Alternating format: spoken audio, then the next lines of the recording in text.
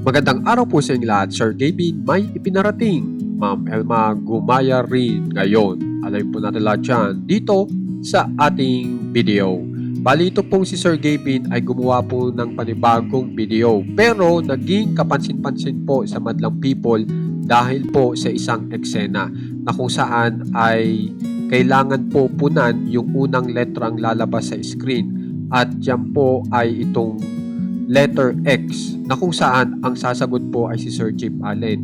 Kaso, meron pong naisip si Sir Chip Allen na kung saan ay para maasar si Sir Gavin. At ang ginawa po ni Sir Chip Allen dito sa letter X na ito ay ang sinabi sa muka mismo ni Sir Gavin ay X na kasi, bakit pa babalikan? Kung saan ay paulit-ulit na sinasabi kay Sir Gavin. Kaya naman po, ito po ang naging reaksyon ni Sir Gavin.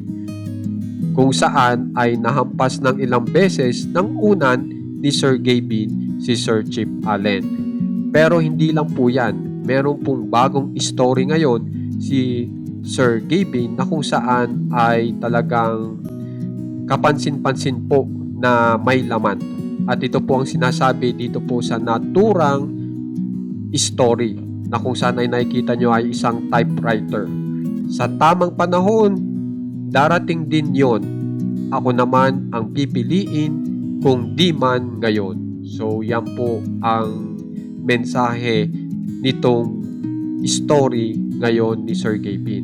Pero pagkatapos po niyan ay umarangkada po bigla itong si Ma'am Elma na gumaya rin. Nag-story rin po at ito naman po ang nakalagay kung saan ay makikita nyo ay may drawing na babae na kinukulayan ng pula. At ang pagkakasabi po sa mensaheng yan ay ito. Loneliness is the birthmark of the soul. Yearning from touch, yet fearing closeness. We build walls in the name of love and watch over warm from a distance. So halatang halata po yan ay may connection kay Sir Gavin at yung sitwasyon nila. Kaya naman guys, sana po sa dulo ay maayos na sila at magkabalikan na muli. Kaya naman guys, kung gusto nyo pong ma-update sa nangyayari po kina Ma'am Elma at kina Sir Gavin, subscribe na po kayo sa ating channel na One Katawa. Maraming salamat po.